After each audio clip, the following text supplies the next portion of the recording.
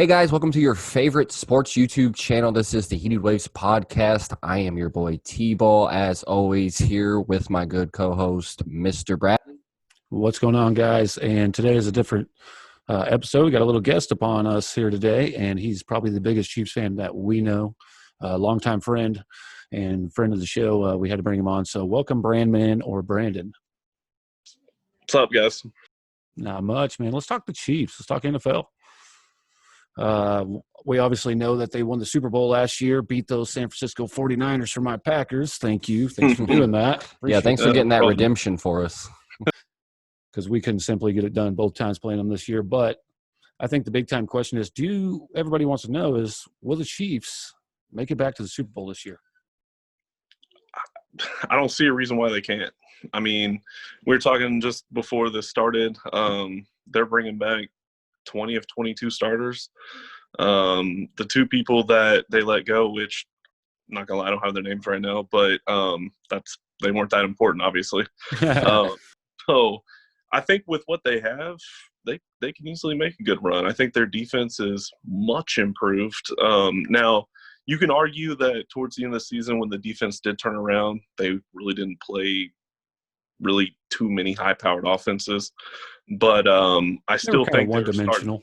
Yeah. But they were really starting to gel together, and I think it'll be a big difference, I think, this season from game one on, rather than seeing a turnaround after like game 10 or something. And I think you're right, Brandon. I think a big question that the Chiefs have everybody on their mind, that everybody had on their mind, I guess except for at the end of the year, was their defense. Because I remember at the beginning it was a little shaky, and then towards the end they kind of got it together with that late addition of who was that? Sutton? Terrell Suggs? Yeah, Terrell Suggs, yeah, they picked him up. I hear you guys are trying to make some moves this year for Jamal Anderson, top prospect out of the Jets, which is weird because the Jets are still trying to, get good, but you don't get good by releasing players like Jamal Adams, who was an all-pro safety last year. Yeah. I heard he might be addition over there, but the Chiefs are going to have to probably let go of a first and third round pick in exchange for the last 2 years of his rookie deal. Yeah, I don't really think we need him. I mean, Juan Thornhill should be back at the fourth season, and he was huge. He made a lot of big plays before he got injured and hurt his knee. So that run defense is going to still hold up this year? Maybe. Well, my concern on everyone's mind. My concern with the Chiefs defense was that back end, those D-backs, man, they're getting burned just like as bad they're as slow. Yeah, it's like the Packers. Those two teams just don't know how to get the right cornerbacks, and when they do, they let them go after a season or two, or they get hurt. And my question to you is, it's like, man, this is like, I don't doubt the Chiefs' offensive power. Like, that is the most high-powered offense. Look how many times they came back from double digits every single game in the playoffs. It's like scares those Chiefs fans like you, right? Watching those games. Yeah. But it's so exciting in the end of what they can, accomplish, because they get to click in every time. You just can't stop them. But what I'm looking at is the road to that Super Bowl, and geez, the schedule is daunting for the freaking Chiefs this year. I mean, you got the Texans, of course, you got everybody in your division, and I don't really see that division being very tough, except for maybe the Broncos this year. What do you think? That was me and my brother were actually talking about that on our show. I think Drew Lock is going to have a lot better year. Yeah. Plus, they picked up who did they pick up? They got some boys out of the draft. I can tell you that wide receiver draft too. But out of our division, they're going to be the toughest this year. Yeah, I think they'll be number two. But you don't think the Raiders are going to be making moves this year? They did. They made a lot. Yeah. I mean, I know they were a joke last year, but they were a joke for a reason. Yeah, that's true. I think they're going to have a better season. I think that they're still building. Real quick, you said on your show, you were talking about it on your show. You got a podcast. Go ahead and air it out. Tell them the name to it. So check it out. Yeah, thanks. Yeah, me and my brother just got a thing called Baker Stew Chiefs. We're just a few episodes in, but nice. It's kind of fun. So we'll see how that goes. Oh, it'll come along. Everybody check that out. Let's go on. Let me keep going through this ridiculous schedule. You got to go to the Ravens. You play the Patriots, but it's a Tom Brady-less Patriots. But, they're still going to be competitive. Oh, yeah. And you're going to play at the Bills, at tough defense too, and that new addition to Stephon Diggs over there. Yeah, that ought to be exciting. I think that that's one of the teams that is a potential loss right off the bat for us, honestly, because they've made a lot of improvements since the last time we played them, and we haven't played them since 16 or 17. Yeah, not to mention they have just a top 5 defense last year. That was ridiculous. I think that's what helped them get into the playoffs and beat Tom Brady. But Right. then that's 3 road games. I mean, it's, or 2 road games are pretty tough. You're going to go to at Bills and then at the Broncos the next week. I think you guys will handle the Jets. Even with the addition to, oh my gosh, look out for Joe Flacco over there and his old. Jeez, that's hilarious. I think you guys will handle the Panthers. I don't think Teddy Bridgewater is very good there. Then you're going to go at Raiders, of course, but at Bucks. Now, this is a fun game. Yeah, that's the one I plan on going to. Oh, wow. Is that in Kansas City? No, it's in Tampa Bay. Oh. Yeah. Oh, that's right. But and then Jesus, back to the Broncos. Dolphins, I think you'll get them. They've been making moves, but I don't think it's enough. At Saints, I'm sorry. That'll be tough. Packers got to go at Saints too. But then you play the Falcons, and I'm kind of in between. You never know. You never know. There, and then the very last game is going to be at home against the Chargers. And Chargers, you guys will probably win that whole division again, I think. I would imagine they would. I mean, you guys did pretty well in the draft. You guys drafted 2 of the fastest defensive players from the combine itself. So you guys have made some pretty good moves. Brett Veach, I mean, he's doing some good things. He is. Yeah. His first year it was rough. Obviously, we're still kind of feeling some of that on the defense, but I think it's starting to come together. Like you were talking about a little bit ago, the linebackers, they've just been slow. So I think Willie we added Gay's a little big speed addition there from the draft, so that should help out some.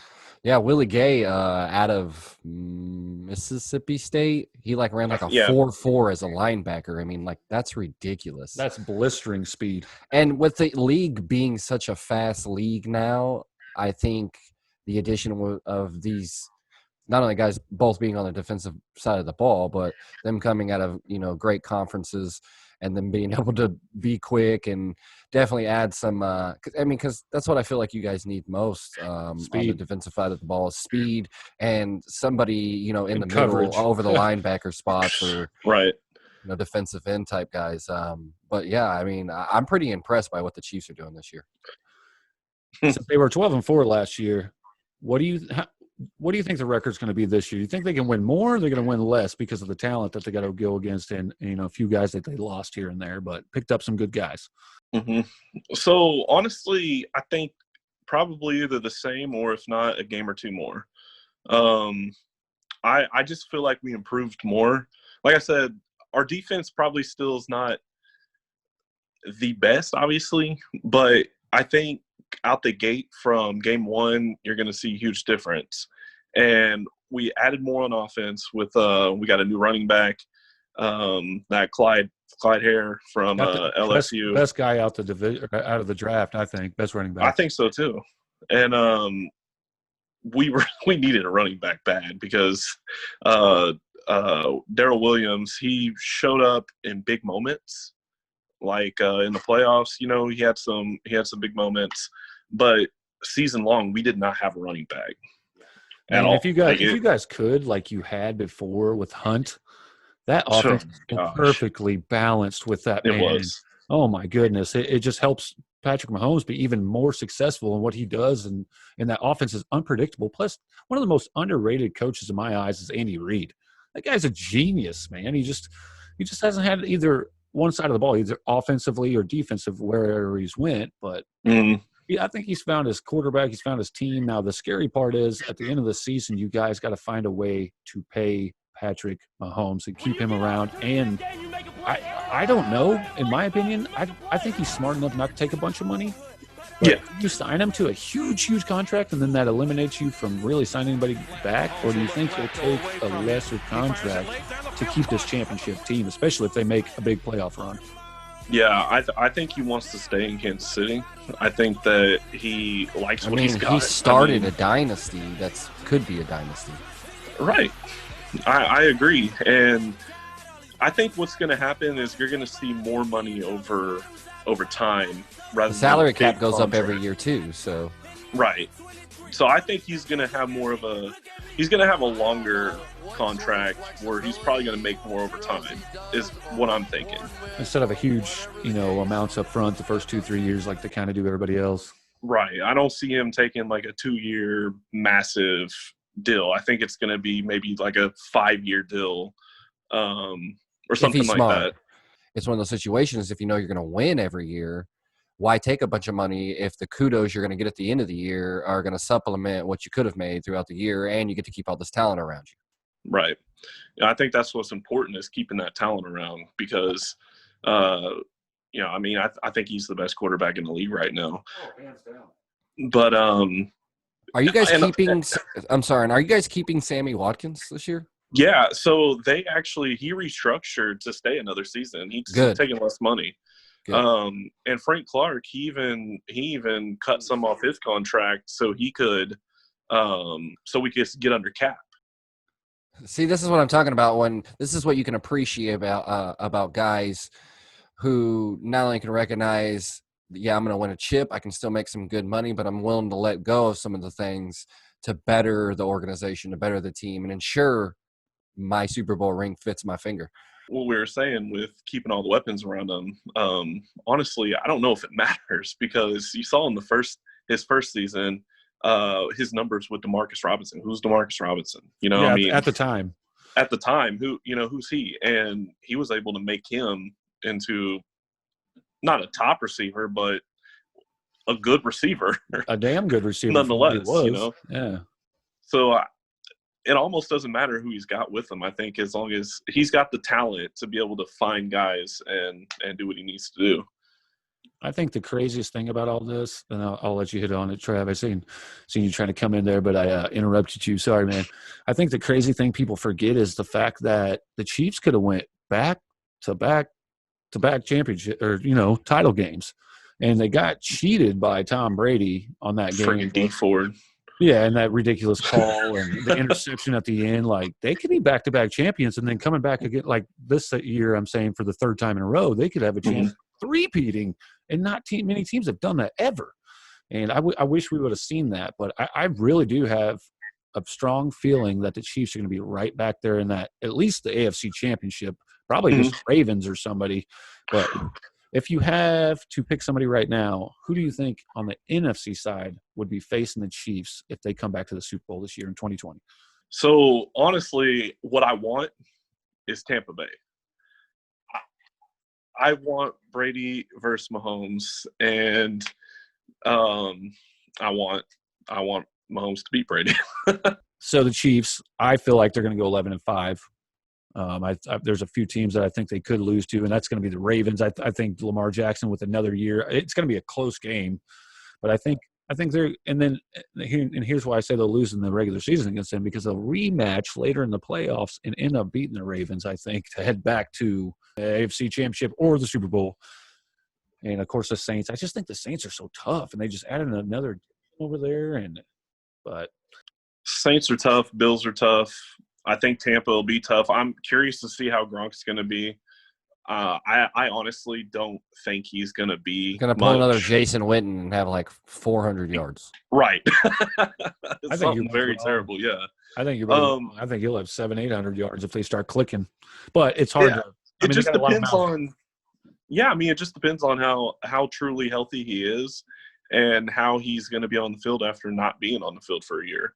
Right. Well, and I think the big thing is that everybody's forgetting once football does come back and sports come back, it's not going to be as competitive as it once was because everybody's going to be rusty. They haven't got to practice, and be able to training properly and any of these things. So you got to hope most of them are first in the mindset before they are, physically ready. Right. A lot of guys ain't probably been thinking about football, but yeah, looking at the schedule here for the Kansas City Chiefs, yeah, I'm only looking 5, maybe 6 losses. Baltimore, I'm still looking to the day that Lamar Jackson actually beats Patrick Mahomes. I think that's week Patrick's 3, so kryptonite. Yeah, that's going to be the best match. I think they're the best quarterbacks, like dual threat quarterbacks right now, and especially Patrick Mahomes. He's the number one quarterback right now. I got to give it to him, even over my boy A-Rod, Aaron Rodgers. Being a Packers fan, but that guy is something special. My goodness, and out of Texas. Yeah, I mean. It's pretty exciting. Chiefs have been a terrible team for a long time, so And that's what's so great about it. it's fun. Finally, redemption. They could run the AFC if they want, and I hope they do. I guess just you got any other questions, T-Ball? I don't. It was just unfortunate my dad had to pass away the year before they were super good. So Yeah, Man, I know. Dude. That sucks. Yeah, but it's great. Like I said, I think Chiefs are going to be the next dynasty. They should be able to run that division for a long time, if not win the Super Bowl within a couple times within the next 10 years. So it's exciting to see not only what the Chiefs are going to do, but what Patrick Mahomes is going to do for the league and to the league, to be completely honest. Dude, So I think he's going to make a lot of guys look bad. So I do have one more question. If Patrick Mahomes stays his whole career, let's say he stays, and plays 15 complete seasons, right, and retires as a Chiefs with 15 years. In 15 seasons, how many Super Bowls do you think he'll win? 15 seasons. He's going to be in year 3, right? Yeah, basically. It's year 3. We don't count the Yeah. one game that. Yeah. Yeah. So we got 1 Super Bowl now. Should have went to back-to-back. Should have went back-to-back. I'm going to say 6. 6. Yeah. I would tie the GOAT. I believe he can get 8. If this man went 15 to 20 seasons, there is no reason why, with his skill set, and if they keep guys around him, and you already said earlier in the show, he made a few receivers good. Like, he really does, and Andy Reid helps and all that stuff. And I'm saying 15 years, man, that guy could go to. I think as long as the organization's smart, then maybe you're right. well, how much longer is Andy Reid going to coach? Think about that. So I wondered that a couple seasons ago, but now that he's got a Super Bowl and he's got his best quarterback, I could see him potentially at least being in the league for another 5 years. Oh, because he's got it cushy now? Like, he's finally got the team he's wanted? He's finally got what he's always wanted, and I think that he may stay now for a bit longer. He better if he's smart. He could get some good contracts. You better stop eating all them damn cheeseburgers then. Right. I'm telling you, man. All right, Brandman. Well, we're running out of time here, but we do appreciate you coming on the show, especially man, thanks. We love talking football, of course, and we needed some insight on the biggest Chiefs fan that we know, and just a good friend of ours for the last 20-something years. So I appreciate that. Hell yeah. Yeah, go ahead and plug that show for us one more time. What'd you say? Go ahead and plug your show for us one more time. Hey, yeah, it's Baker Stew Chiefs. Right now, it's on just YouTube? on YouTube. Okay, Yeah. Cool. We're gonna subscribe, bud. Hey, I appreciate it. Hell yeah! Thanks for coming on our show. I'm Mr. Bradley here with my great colleague, always T-Ball. Thanks, man. Not a problem. Glad to be here. All right, COVID-19 kept us away just a little bit longer. Hopefully, we get that football back again. Brandman, thanks, man. Hey, thanks again, guys. All right, peace out.